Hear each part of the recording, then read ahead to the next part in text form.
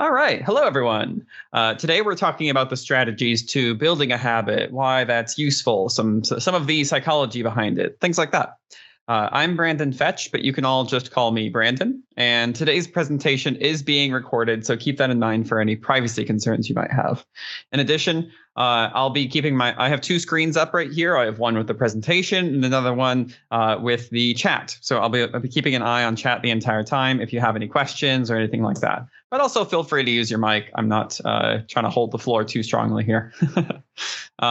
One thing I want to say pretty early on is that some of the points I'm making today are inspired by a book titled Atomic Habits by James Clear. It's a good book. It's worth a read if you're interested in this topic. And some of this stuff might seem familiar. Not all of it, but some of it. All right. So let's keep moving then. So first things first, when we're talking about habits, we're talking about trying to get things done. I want to be clear about the role of willpower. So when you want to start doing something regularly, especially things that are hard or unpleasant, it's easy to think that's the job of your willpower. Like I could just try harder. I'd study every day if I just tried harder, or I could bike to work if I just like toughed it out. I'm not a huge fan of this approach, of this thought process, for a few reasons. For one, I don't think it's very reliable. The amount of effort you can put in on a given day at a given hour can vary quite a lot. Maybe you forgot to eat earlier that day, or you didn't sleep very well. Either way, you can't count on your willpower, the amount of effort you can put in, like conscious effort you can put in, to be the same all the time. Every time you go to the gym, every time you go to school or things like that, I can't rely on my willpower being exactly the same every time, and therefore being able to put in the same amount of effort. Another problem is that I can't really do anything with it. Like if I'm going to work out regularly, if I'm trying to work out regularly, telling me I just got to try hard isn't going to do a whole lot. Like it's good advice generally, but it doesn't really give me a specific game plan. It doesn't really tell me a set of things that I can do that will set me up for success. And that's what I want. If I'm trying to do something regularly, if I'm trying to really complete any task, I need to know steps. I need to know things that I can actually do. And just put in more effort isn't really a whole lot. It's not specific enough for me. It's also, in my opinion, not a very reliable or very accurate, way of describing human behavior. Like in my experience, anything done by humans or failed to be done by humans can be described much more accurately than just by a simple "they didn't try hard enough," right? Like there's certainly some other things at play there that can help us describe this in the situation. Certainly, effort can be mentioned, but I don't think it's very useful on its own. That all being said, though, I want to be clear that none of this is meant to discredit your effort or your willpower or whatever, the amount you tried when you do succeed at something. If you manage to complete something difficult, you likely tried hard at it, right? The reason I'm mentioning it here is that lack of effort, like not trying hard enough, is rarely the only barrier to doing difficult things. If something is difficult, I think you can tell a better story or tell a more descriptive story than just you didn't try hard enough or something like that. All right. So if we're not relying on willpower, if we're looking for something else, I might want to try to look for something else. And in order to explain what that other thing is, I want to talk a little bit about psychology. And note that I'm not a psychologist, so some of this is going to be just my own research and things like that. But we'll use it as a framework. But for right now, I want to actually ask you a question. You can see a blank screen right here. I want to ask you a question. I want to get a response. So if you could open Teams, open the call, and go into the chat. Click on the chat feature, and then get ready to type something in the chat. I'm not going to ask you for a whole essay. This isn't graded. I can't give you docu points on class or anything like that. So this isn't like a high stakes thing. I just want you to give me a one word response to a question that's about to appear on the screen. So Don't worry about being like, oh, it's got to be the perfect answer or whatever. Just asking you a question. That's it. All right. You got your chat open. You got your hands on the keyboard. Here's the question I want to ask. What goes into a toaster?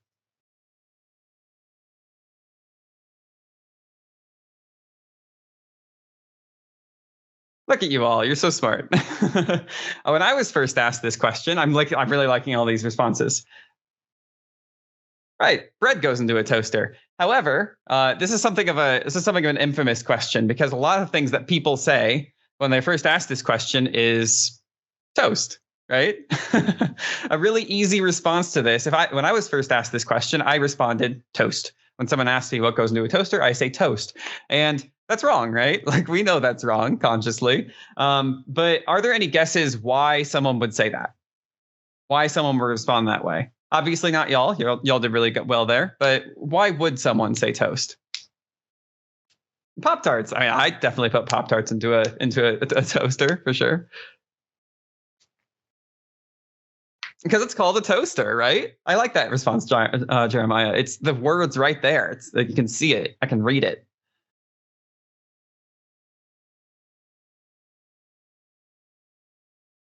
I like it. All right. So keep your answers in mind, and keep that thought process in mind, like why I would call it toast. Let's keep that in mind as we talk about something called dual process theory. And dual process theory it sounds like it's an intimidating name. It's all like 3 words, and it's a theory. Like, oh, we're talking about something complicated, but it's really not that bad. I'll break it down quite a lot.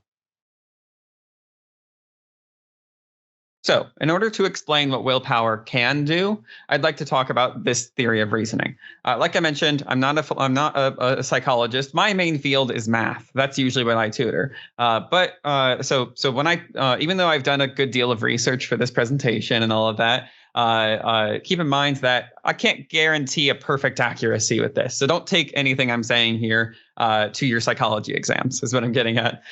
Instead, we're just using this theory as a framework to understand how building a habit works. When I'm talking about stuff later today, later in this presentation, I can then refer to parts of this theory, things like that. So the theory goes like this. Imagine your brain has 2 distinct parts. We're used to thinking of the brain in 2 parts, right? You're taught about the left brain and the right brain, but this is a little bit different. Instead, those 2 parts, those 2 like processes, those 2 systems of your brain are fast and slow. What we're thinking about is a fast brain and a slow brain. They're both capable of directing your behaviors and actions at any given time. And at any given time, your behaviors and actions can be dictated by the fast brain or the slow brain. Your fast brain is, as you might imagine, able to make decisions quite quickly. It's good at making quick decisions. Your slow brain is slower. Your fast brain is easier to use because it's fast. You just come up with a response really quickly. Your slow brain is much more difficult to use. We don't use it when we don't have to. Your fast brain, unfortunately, provides answers a little bit more haphazardly. When you're using your fast brain, it's not looking for like the best answer. It's looking for whatever sort of answer it can come up with really quickly. Your slow brain, of course, finds those answers, those behaviors, those things to do, the answer about what to do next much more carefully. And so often it's more accurate about like what the best way forward is. Both of these brains have access to the same information, the same set of like data, you can call it, to decide what to do, which is your memories. But your fast brain is really only listening to the good memories. It's rifling through those folders of your memories really quickly. So it only ever looks at the good ones, the ones that you remember fondly, to find answers. So here's the kicker. Because it's easy, because the fast brain is easy to use, we are almost always using our fast brain. Like the vast majority of the time, our fast brain is dictating our habits and behaviors. And there's no shame in that. Our fast brain we train it for a reason. We give it, we listen to it for a reason. It's easy to use. That's just how we humans function. There's no shame in it. Everyone does it. And I'm definitely doing it right now, reading from a script, or sometimes from a script. And I noticed none of you answered toast earlier, which is great to see. Also note, though, that if you thought toast at first, there's no that would be your fast brain answering it. It saw the word toaster, and it was like, what goes into it? Toast is in a toaster sometimes, so toast. You go for the fastest answer you possibly can, and that's the answer you get.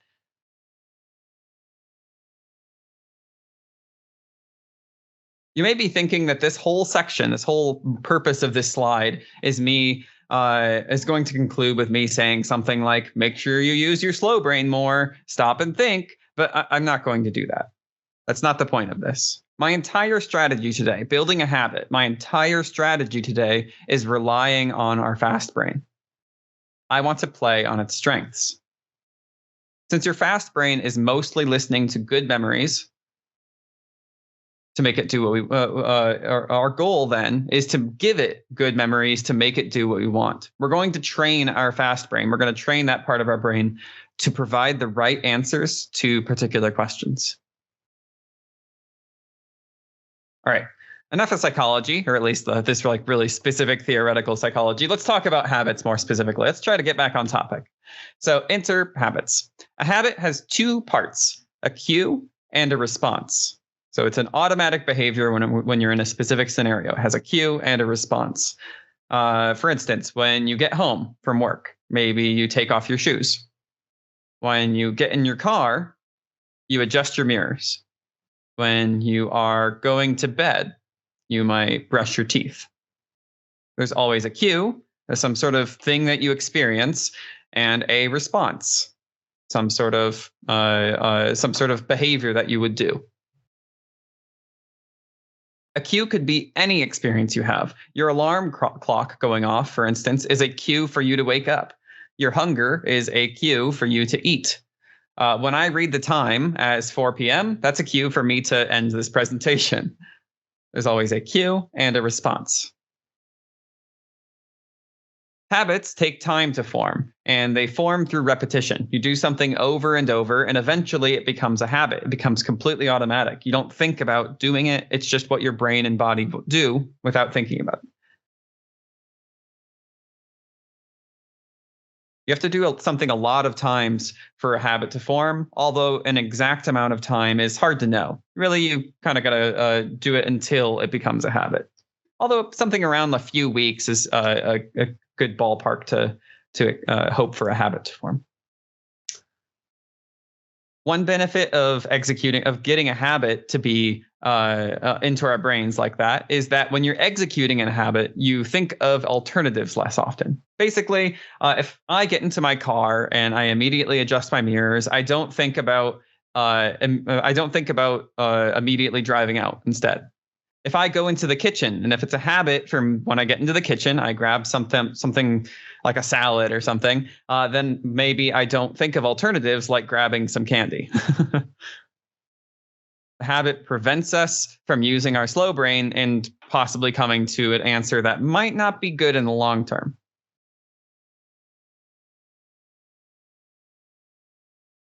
All right. So, how do we actually build a habit then? We know what they are, but how do we build them? And we're going to go over a lot of strategies today, but I want to sort of give a general overview of what those strategies are and some things to keep in mind. So while I'd like to cover a variety of strategies you can use, I want to emphasize that there are two main aspects behind building a habit, which are repetition and reward. All the strategies we're going to talk about today are going to be related to these two things. It's either going to be repeating something more reliably or rewarding it well, right? We're going to talk about repeating it and rewarding it, and that's it. The thing we're repeating is a cue and a response, and the thing that we're rewarding is that cue and response. We reward it right after. We'll talk about that in more detail later, but keep in mind that these are the essential things that you're worried about when you're building a habit: repetition and reward. Also, keep in mind that you can mix and match all the strategies we're talking about today at your leisure. The whole exercise of building a habit is reliant on making things accessible. If a strategy is turning out to be difficult or inconvenient, or it just isn't working for some reason, you can just drop it. You can do something else. Us building a habit is us training a part of our brain. If it's not getting trained, then we're not doing it well. We need to do something else. One other thing to keep in mind is that you already have a ton of habits. You already have a ton of habits that you already do. All of muscle memory is a habit. The process of driving and reading and writing, all of those are just full of habits, chock full of them that we don't even think about because they're habits. We don't have to think about them. Some of those habits may be ones we're trying to break. Maybe they're not so good for us or whatever, but they're still worth thinking about here. Try to identify some habits that you already have and think about how they started. Every habit is going to be different, but you may be able to identify some commonalities.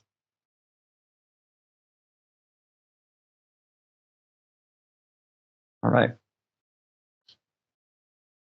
The first thing you need to do to build a habit is pretty obvious. You need to actually identify what that habit is. But I still think it's worth talking about. I made an entire slide for it. So let's talk about how we build a habit.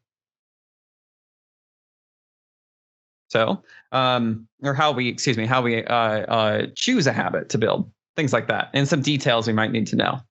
So, one piece of advice for when you decide what you want to do is to be as specific as you can. If you want to work out more often, how many reps do you want to do? What kinds of workout? When do you want to work out? Is it 3 days a week? Is it 4 days a week? Is it at 2 p.m.? Is it at 11 a.m.? For how long? That kind of thing.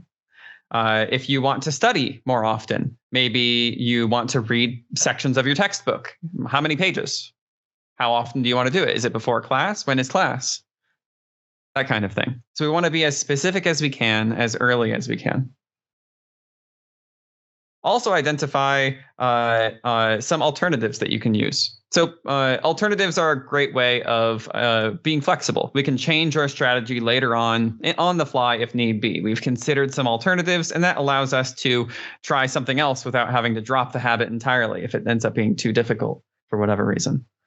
For instance, if you can't seem to get yourself to read more regularly, like you've tried all these strategies for reading a book, maybe you could try audiobooks if that's acceptable to you. So you can think of some alternative habits you might want to build. In addition to that, you can try to come up with the scenario that will trigger trigger the habit, trigger the behavior you mentioned. There's a cue and a response. You can think of the cue. This can be a little harder because some of the stuff we're going to talk about, some of the strategies are going to be regarding exactly that cue. So we might change it later, but it's good to have a baseline. For instance, if you're trying to read more regularly, you can try to do it as soon as you lay in bed. You lay in bed, you read a book. Cue, response.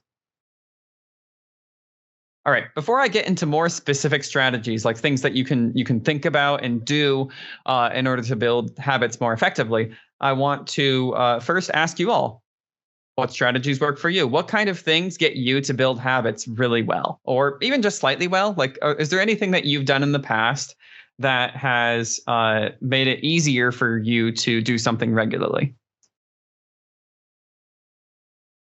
And again, this isn't graded, so if you don't have anything in particular in mind, that's fine. But also, I would love to see your responses. After all, you all are students. I'm just doing, and you can give advice to each other better than possibly I can give advice to you. What about doing your bed?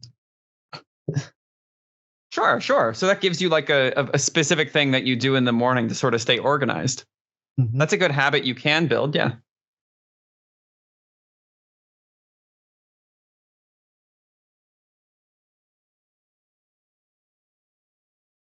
Does anyone else have any strategies they use to build habits? Something that they do to make things easier to do regularly?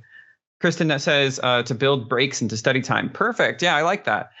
Building those breaks in might make it easier for your brain to sort of like accept doing it for a long time, right? That makes it easier to do it regularly. Yeah. Like to see it. Does anyone else have anything?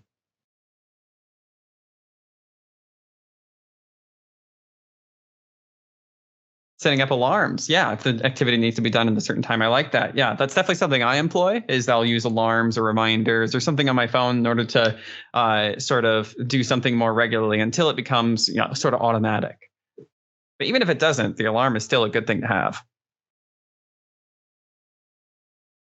All right, perfect. I really like these responses. We'll in fact have some overlap here as I start talking about the strategies I've listed out. So we have some stuff in common.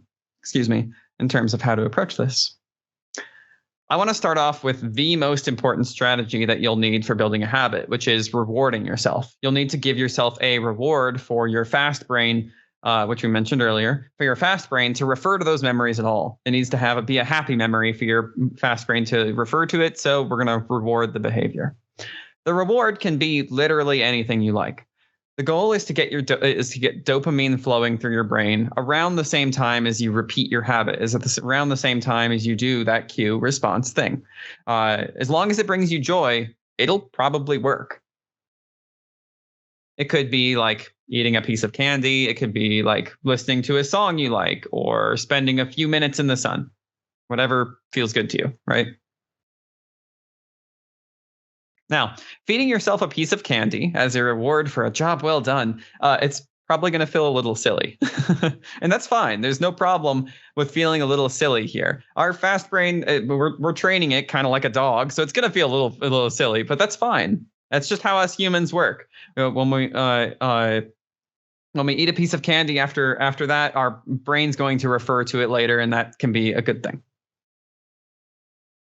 Basically, there's no shame in it. Everyone has to do it. Also, make sure that your rewards come very soon after the behavior you're trying to make a habit. If you don't get that dopamine flowing into your brain as soon after after that habit is completed, like soon after you do the behavior, then your brain won't know what's happening there. It won't refer to that memory. It has to be like within a minute. So it's a pretty good time frame to do it.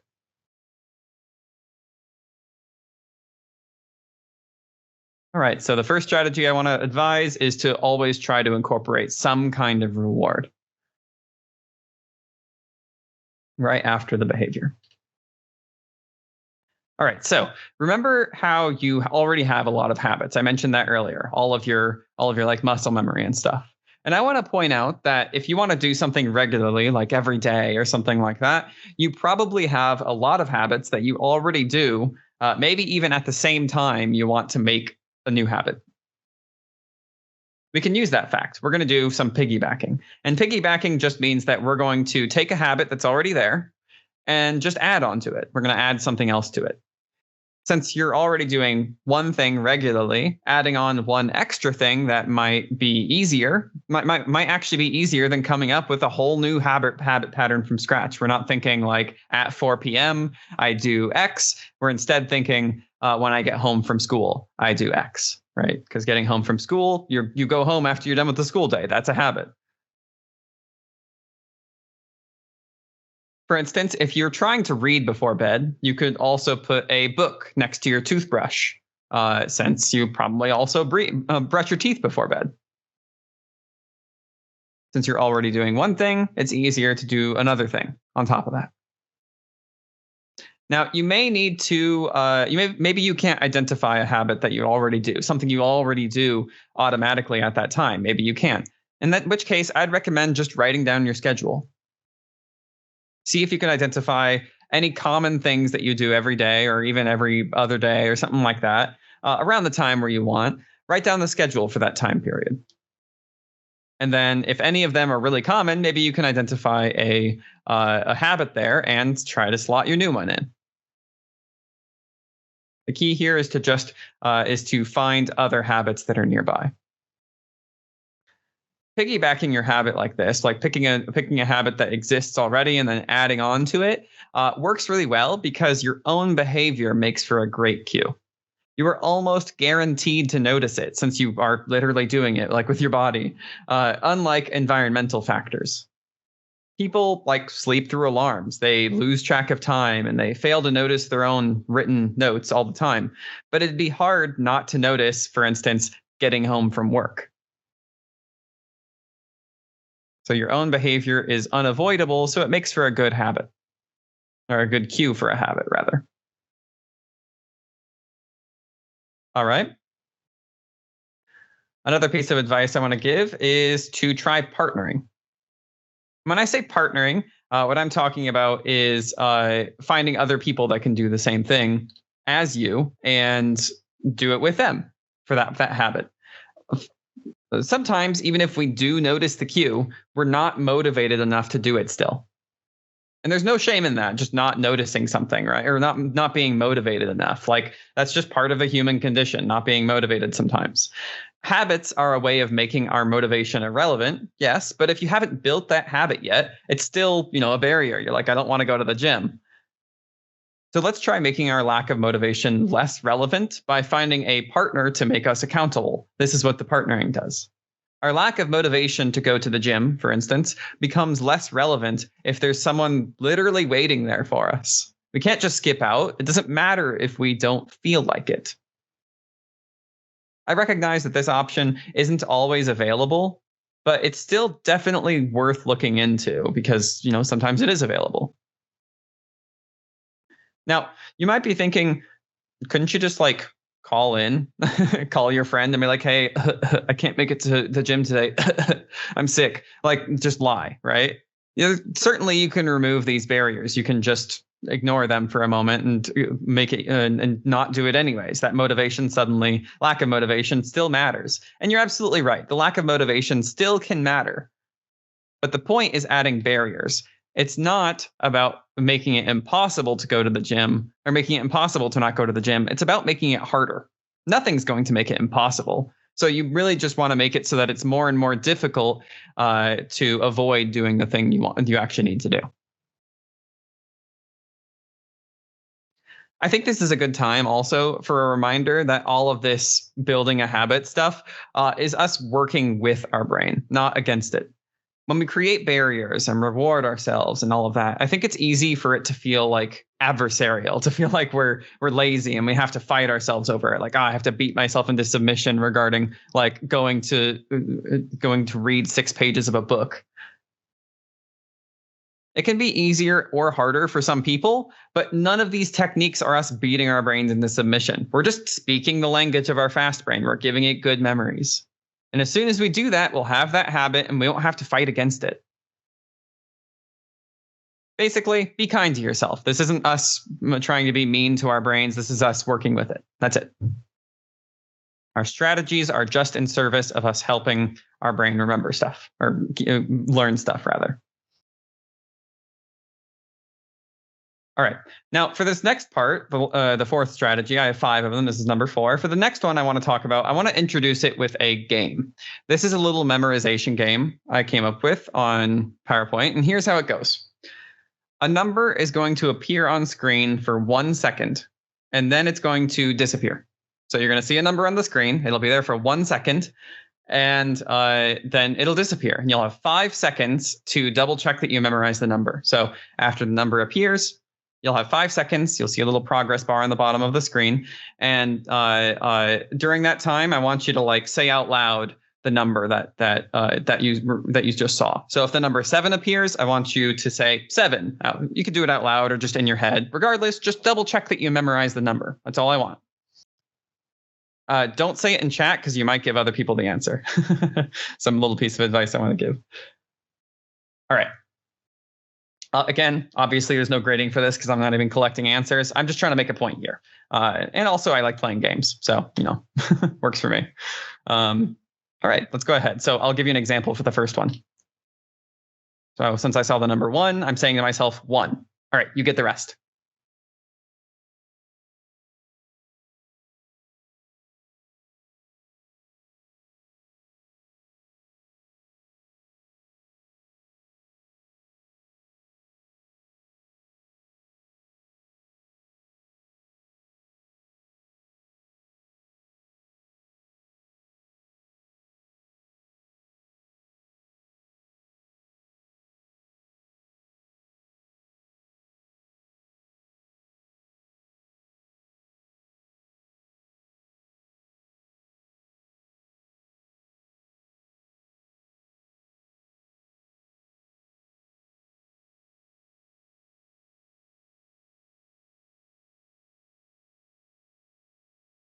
All right. How did we all do? Tell me what you thought. Give me a score. I think there were 8 of them, or I think there are nine numbers that I showed you. How do we all feel? Y'all memorize them well? Got one. I gotcha. That's good.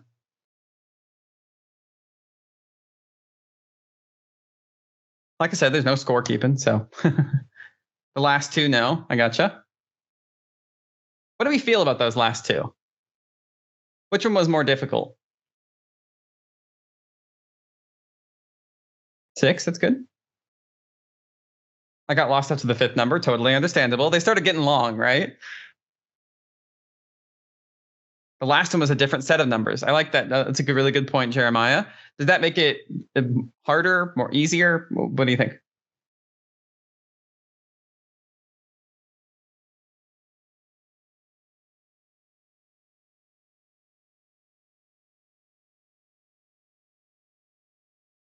It made things harder. I think it did to me as well when I'm playing that. I like it, Jeremiah. Yeah, exactly. The first set of numbers, it's like it was training me. I was going 1, 1, 4, 1, 4, 7, or however the numbers went. It gets larger and larger and larger, but then suddenly it's a whole different set of numbers. So this is exactly what I'm trying to point out here. That you guys came to the conclusion exactly the same way, which I love to see it. The numbers get harder as they get larger, yes, but what really made it hard is that that for that last one is that it's a totally different set of numbers. It's not the fact that it was a long number. I mean, that was also made it difficult, but it was that it was a totally different set of numbers as the previous. It had nothing to do with it. Kind of threw you off, right? Or at least it threw me off. This is exactly the point I'm trying to make here, is that you should start small. Just like memorization, habits are harder to build the bigger they are. For instance, if you wanted to meal prep a meal every Saturday, building a habit is harder building that habit is harder if it's a difficult dish that requires like several hours of work. It's much easier for our brains to make a habit out of something that takes a small amount of time and effort. Maybe you could make a habit out of just making sure you're in the kitchen by a specific time on Saturdays. So if you're trying to do meal prep on Saturdays, maybe at first you just make sure you're in the kitchen by 4 p.m. on Saturdays. You're in the kitchen, great, awesome. That's your habit. Once you've established a small and easy task, like literally just going to the kitchen, it can be pretty easy to grow that task slowly. Now that you're in the kitchen, maybe you could make yourself a sandwich. Sure. Well, if you're already making yourself some food, like a sandwich, it shouldn't be too hard to cook something really quick. If the oven's already on, it's not a big hassle to make something a little bigger, right? Before you know it, you're doing meal prep for like the entire week or whatever. This is a very versatile strategy, and I'd suggest using it for any habit you're trying to build. Always start small, because our brains have an easier time processing small amounts of information, as we saw in the previous slide, the game that we just played.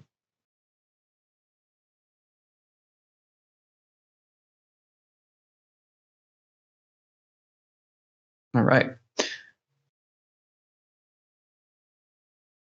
Let's talk about my 5th strategy. This is the last one of the strategies we'll talk about. We still have other things to talk about afterwards, but this is the last of those strategies that I want to give. To explain this, I want to say one easy way to fail to build a habit is to literally just forget. A lot of trying to build a habit is just remembering to do the thing, right? Remember to go to the gym, remember to do meal prep, remember to read those few pages of the book. You might forget to read one night or to study before class on one day or anything like that. And suddenly you're back to square one. It's like you didn't even practice the habit at all. So a lot of building a habit is just not forgetting. Because this can be such a big hurdle, though, let's work to make it smaller. What we're going to do is make those things more obvious. We're going to make them impossible to ignore. We're going to make them unavoidable. You can't forget to read your book before bed if your book is literally covering your phone charger. You can't even plug your phone in, which you probably already have as a habit, if your book is covering your phone charger. You can't forget to exercise before work if your gym bag is blocking the way to the car. You literally can't even get to your car without running into your gym bag. So that's unavoidable. Now, one thing I want to say about this is that you want to use physical cues for this typically. Now, of course, you can use those digital cues like we talked about earlier, and I still think they are useful. But for making a habit unavoidable, I think you need to use physical cues. And that's just because it can be pretty easy to swipe away a notification on your phone. It can be pretty easy to unconsciously just turn your phone back down or to press the button on your alarm clock, not even knowing what it was for. If you make that the habit, the activity unavoidable, something that you literally cannot stop from noticing, then you'll notice it. You won't forget about it.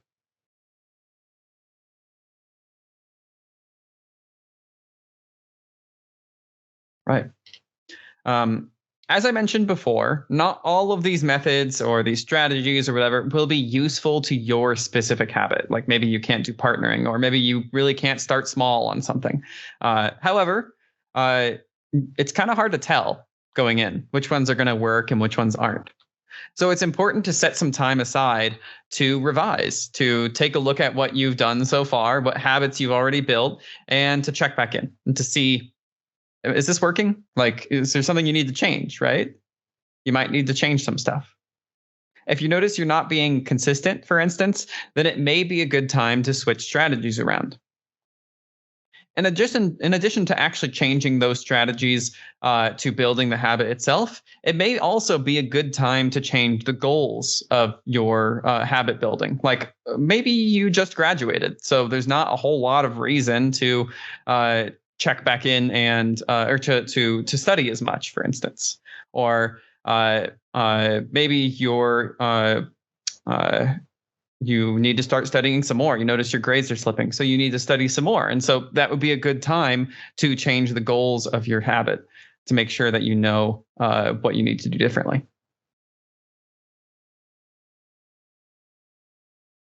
All right. Before we start closing this up, I want to ask first, are there any questions? Does anyone have any question about what we talked about today? I know we covered a lot of strategies and stuff, and some of them maybe explained a little bit differently than others. So I wanted to ask, how do we all feel about this? I'm looking at chat right now to see if there are any responses. That's great to hear, Ian. I'm glad it made sense. If you're feeling good about everything we talked about, give me a thumbs up response in Teams. That's great to hear, Jeremiah. Thank you. I think there's a react button at the top. I see that, Jeremiah. Thank you. And there's the link to our 4 p.m. session. Thank you, James. All right. It seems like we're all doing pretty well. So I'm going to move on to our last little bit, which is to thank you for coming.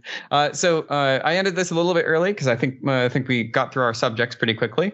I wanted to thank you all for coming. I hope it was useful to you.